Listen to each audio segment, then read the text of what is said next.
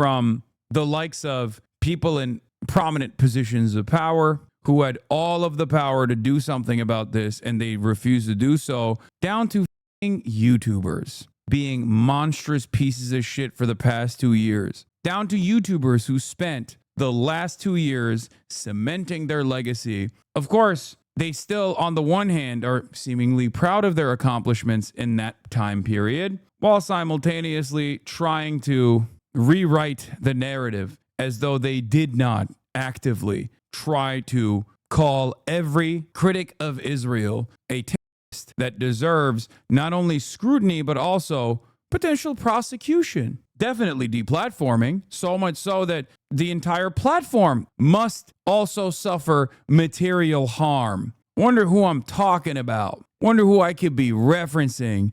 A person who might be trying to rewrite history. There are things that people like this could do, like, I don't know, drop the frivolous litigation pursuit. That could be a good start for people to let bygones be bygones. I don't know if it would rewrite the history. Just thinking out loud here. For example, we're planning to go to Israel in June with my parents, and I'm actually really excited to go there. I want to show you guys how beautiful, how multicultural, how like free it feels for people, or just, it's a beautiful place. It is. It's one of the most diverse places I've ever been. Looking back, I definitely feel ashamed for the way I spoke about Israel with such levity at the time that a genocide was happening. I completely understand why people... That's cool. That's a good first step, I think. That's a good first step. It's just, if only that was the only reason why people were like, hey man, I think you might be defending Israel a little too hard, you know? Like, because remember, it's not just people like myself that he just like actively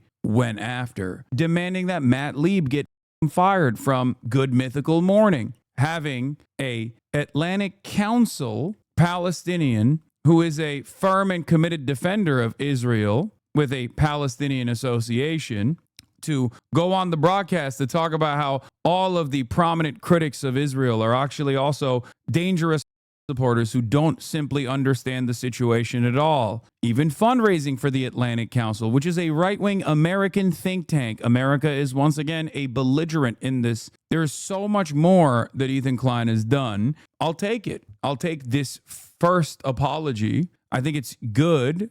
It more so just represents the tide shift that is finally even hitting him in the face. You know what I mean? For the longest time, he just refused to recognize what was going on, and the walls kept closing in. Yes, as Omer El-Akkad said, one day we will all have been against this. One day. And it's getting there right now. There's part of the reason why I didn't, take too much offense over the context nuke that Ethan Klein put together at the time that he thought was going to be the end of my career. How foolish, how stupid. It was because he's not a believer in anything, really. But outside of that, he's not a believer in anything beyond, I guess, whatever suits his fancy, whatever hurts his narcissistic feelings. Having said that, the reason why I didn't give a shit too much is because time will pass. And I knew that eventually people would recognize right from wrong. More and more people would start recognizing exactly what was taking place. And when they did, I fear that they would look back at that compilation, perhaps with very different eyes. Very, very different eyes. The context nuke that he shamefully copyrighted with the intent to sue every single one of his detractors that watched it. He would have sued you too had you not reacted to just a part for it for over 10 hours. Yeah. To this day, so much of the dumb nonsense that I see online from people who think like, oh, I'm pro-Palestine too. I'm just pro-Palestine in not this direction, but some other unforeseeable direction. No matter where I go, when I see these comments like, Hassan, isn't that guy like, doesn't he glaze from some of the dumbest right-wingers of all time? And even some fucking dumb fuck liberals who don't know any better. It all stems back to the same deplatforming initiatives that ultimately failed, conducted by Sex Pestany, who ruined his own fucking career once again, and also his partner in crime, Ethan fucking Klein. And now those very same fascists that he aligned himself with in an effort to try and get me deplatformed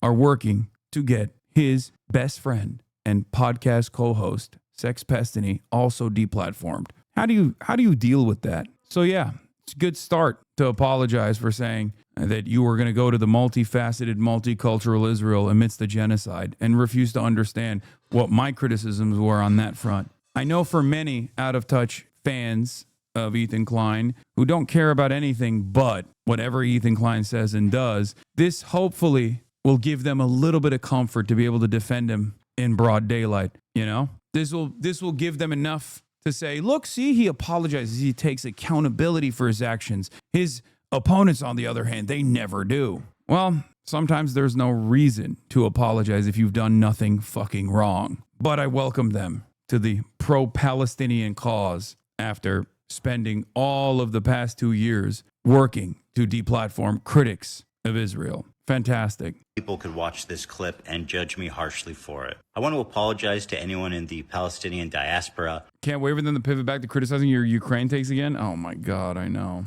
It's so crazy for me that it's just like all of this could have been avoided if he just listened to his fucking friend at the time when his podcast co-host had his best interest in mind and was trying to be like, listen, dude, here's why you're coming across like you're defending Israel. You need to dial it back. People have no capacity to understand what's in your heart and in your mind. They only have a capacity to hear what you're saying. And what you're saying seems a whole lot like you're defending Israel. Drop the lawsuits, Ethan. Drop the lawsuits. You know they're frivolous. You know it has nothing to do with copyright or anything like that. You'll win a lot more good favor if you were to do that.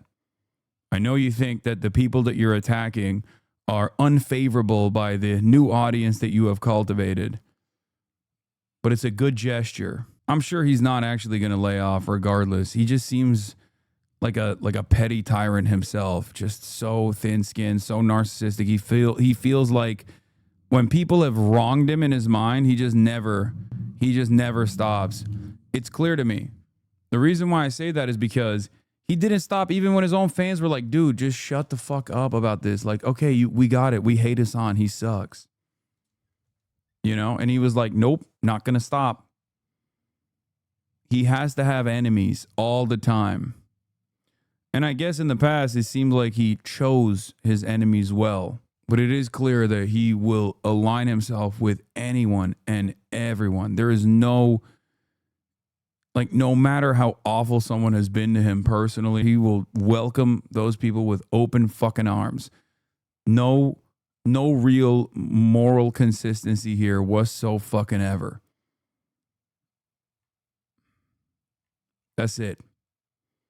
So much harm has been caused in this process, but, you know, again, I only care about this as far as it is taking up space from much more important things that we could be talking about.